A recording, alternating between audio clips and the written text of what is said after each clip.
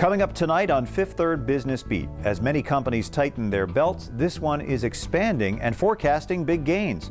Women play key roles in the development of the banks. There's a new woman at the helm of a company that oversees a lot of the yellow school buses you see on the roads. Business Courier senior staff reporter Dan Monk tells us about a foundation about to make its public debut that holds hundreds of millions of dollars. A change to the menu offering just the right portion at just the right price pays off big for a local restaurant chain. Ellie Moffitt from Ball & Gaynor Investment Counsel shares some secrets of investing with Crystal Faulkner. Scott Provencher, Vice President of the Fine Arts Fund, talks about this year's campaign that's about to kick off. And Business Courier editor Rob Dahlmeyer explains how businesses are using Facebook to their advantage. Also, Mark Policinski, Executive Director of Ohio, Kentucky, Indiana Regional Council of Governments, joins Doug Bolton for Publishers Beat. Fifth Third Business Beat is brought to you in part by Fifth Third Bank, Cincinnati Bell, and Cincinnati United Contractors.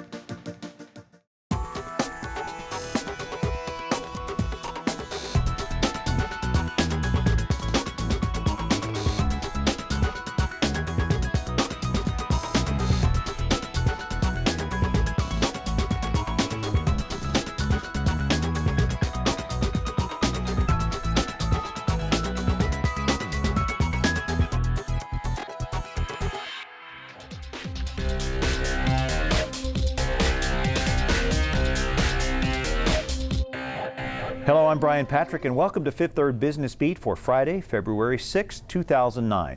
We begin with a business experiencing explosive growth, something rare these days. Omega Processing Solutions is the Fort Thomas-based processor of credit card and other electronic transactions. It's grown 40% in each of the last 3 years and plans to do that again this year. The company is also nearly doubling its operating space. Those in charge say service is what sets them apart from competitors. I like to make a joke that we still make house calls, like doctors. When there's a problem with the service, we'll go out personally and come out to your place of business and fix that. Your terminal, your repair, anything. We'll install, train if you've had an issue. What we're looking to do is find the right solution for them to always qualify for the lowest possible rates, to be able to process their transactions efficiently and securely. Anderson and McHugh began Omega in 2003 to handle an underserved market, small and mid-sized companies. The $1 billion Banks project has something no other big development project in this area has had: a number of women in critical roles on the development team. Women are visible in other aspects of the project as well: designing, engineering, and construction. Probably the most visible is Kimberly Curtis of Carter Development. She's the project coordinator. It's her job to coordinate contractors so the work is done properly. Great economic stimulus for the local economy, and I think that's very important right now, and it's creating jobs and creating a lot of excitement, which we like. So we're very much looking forward to it. This is really a dream job for me. An executive at Carter says women have held important positions at that company for years. They didn't plan on a predominantly female team at the Banks. It just worked out that way. Another woman with an important job in town oversees the operations of 49,000 yellow school buses that transport 3 million students all over the United States. Her name is Linda Bell, and she is the new president of First Group America's downtown-based First Student Unit. First Student is the largest private provider of school bus services in North America. The company owns and operates all its buses. Bell estimates that about 10% of school districts outsource their transportation, so the potential for growth is huge. First Student has 32% of that $23 billion outsourced market. As we continue to see school districts focus on their core activities and look to save money, then we continue to grow our business. I think the fact that we can provide a service to school districts cheaper than they can provide the service to themselves, and we can also offer a better service than they can do for themselves, stands us in fairly good stead. Cincinnati Public is one of the school districts that outsources to First Student. To the front page now, a story by Dan Monk on a new foundation about to make its public debut with considerable assets. What's this foundation? It's got a big long name: Carol Ann and Ralph V. Hale Jr. U.S. Bank Foundation. It's a family foundation formed by the assets of Carol and Ralph Homan, who were Northern Kentucky bankers who amassed a fortune, didn't have children, and decided to spend all their money on the region. Well, how much money are we talking about here? Between $200 and $300 million is the estimate that the foundation's president, Tim Maloney, gave us this week. In 2007, they filed a tax return indicating $245 million in assets, and they added more to that in 2008, and then the stock market took some of it away in the last 6 months. So they're not saying exactly what the amount is, but they're saying it's between $200 and $300 million, and that means they're going to be able to give out in excess of $10 million in grants each year. Serious money. How did they earn their fortune? They were bankers. Carol Ann Homan was her maiden name. She was a member of the family that started People's Liberty Bank in northern Kentucky. Ralph ran the bank for several decades and then sold it to Cincinnati's First National Bank. That later became U.S. Bank, and that's why their name is on the foundation. And after they sold, they diversified their assets and grew their fortune during the 90s. Nobody's really known until now how big this thing is going to be. They've been giving out big awards like to Northern Kentucky University.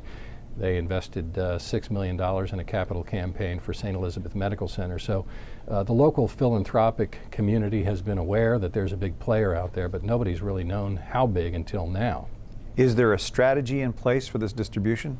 Well, yes, they are going to focus on several areas, education, community development, human services, and they're also going to do contributions to groups that focus on women.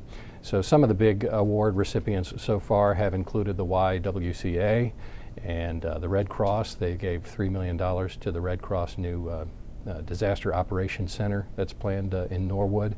And they're also contributing cash to community development initiatives, including Vision 2015 and the Cincinnati USA Regional Partnership. Certainly timely. There's a need out there. Yeah. All right. Thank you, Dan. Read Dan Monk's story on the front page of this week's Business Courier. Here's the Courier Greater Cincinnati Stock Index. We tracked the performance of about 40 local stocks compared with the broader market using the Dow Jones Wilshire 5000 index. The market lost ground last week. The local index fell about 2%, while the overall market slipped 0.5%. For a restaurant to stay as popular now as it was when it opened 50 years ago, you have to keep giving people what they want. Patricia McGeever tells us that when the people said they wanted less of a good thing, the folks at La Rosa's listened. For more than 50 years, visitors to La Rosa's pizzerias have filled up on Italian food made from family recipes. The menu has changed over the years. Some things have been added, some removed, and now some are being downsized. The Just Right combo is a smaller portion of 7 items already on the menu.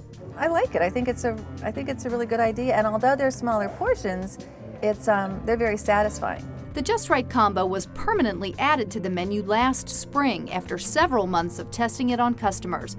Last week, it was made available for carryout. As you age, you realize that you can gain weight from eating very large meals. So when this came along, it was a no-brainer.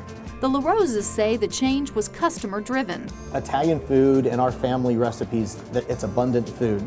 Italian food is an abbundanza of portions, and that's a good and bad thing. Italian food's a value, and it's plentiful, and sometimes you have a little bit you can take home for lunch the next day, and we like that. Italians like that, but folks would tell us the portion's just a little bit too much. I can't do that. So when La Rosa's decided to make smaller portions available, the response was overwhelming. Off the charts. Almost overnight when we put it on the menu, we had 20, 30, 40, 50% increase in activity from restaurant to restaurant. The customer demand for it was even greater than what we had forecasted. The idea for smaller portions was floated to customers dining at the White Oak store. There's a test kitchen there where new products are introduced. We might start at 11 in the morning and get some input from some customers early on, and we'll go back post-lunch, make some tweaks to that recipe and come back again and present it to other customers. So it's just it's like a working lab, and it's a perfect environment for it. Portion, price, and packaging all had to be considered before offering these meals to go. A lot of time was spent getting just the right packaging to help the Just Right combo travel well. La Rosa's is currently working on a few more new menu items. It's currently testing a whole grain pizza dough for pizza crusts, and it hopes to debut a new ciabatta bread this summer.